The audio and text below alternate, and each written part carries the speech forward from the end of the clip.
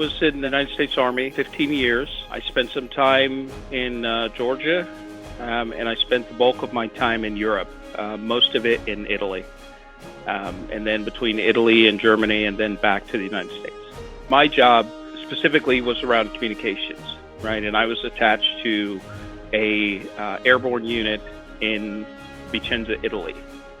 And our job was to usually be the first responders into a hotspot, as we called it. We were all light infantry. We came in, obviously, through the air, right? We didn't typically land. And I actually left the military, was leaving the military on 9/11. So it was pretty difficult for me to continue my path to leave the military, knowing what was in front of all of my friends, right, that were still in. But I had made my decision. And at that point, I was too close to leaving, and so, in fact, a few people behind me were turned around and sent back and got new ID cards, right? And I was in the window where I had done my service, and so the military said, "Hey, you don't owe us anything," and so I left. I came down to Orlando to a company right downtown who does a lot of staffing. They do staffing for Disney. I'd really never thought about working at Disney, but the opportunity was there. It was right in what I love to do. And so I came in, and a year and a half or so later, here I am. The one thing that I would hang my hat on and say that has really helped me is attention to detail.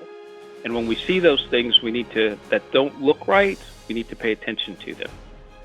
Because generally those things will come back to bite you. We've got to use those two things that are in front of us, which are our eyes and our ears, and make sure that we're paying attention to even the small things that happen. The person that could be in the foxhole next to you is counting on you while they're sleeping, right? So you need to be paying attention to what's going on. So I would say that's the thing that I've brought to corporate America is attention to detail.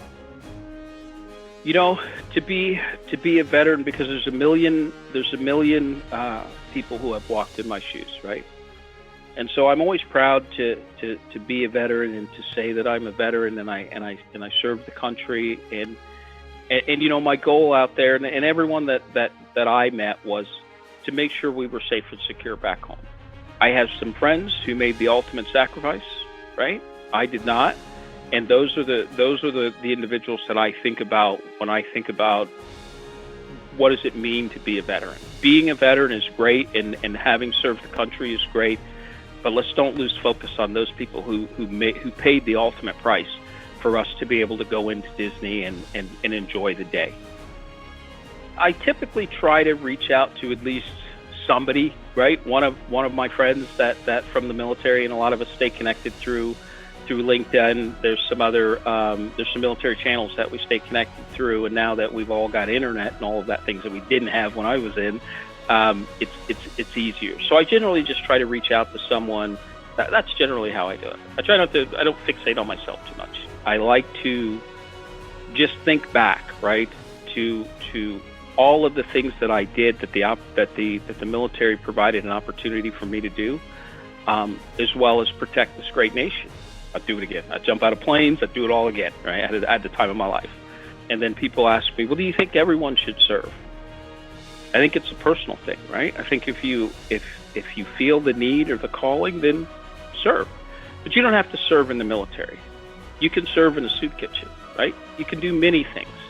You can help a homeless person on the side of the road, right? There's many things that you can do to help. And it doesn't always mean that you have to put on a suit or put on a uniform and go and fight for the country. You can do that too, but there's many other things that you can do in your own neighborhood, in your own, just in people that you meet, right? And having lived around the world,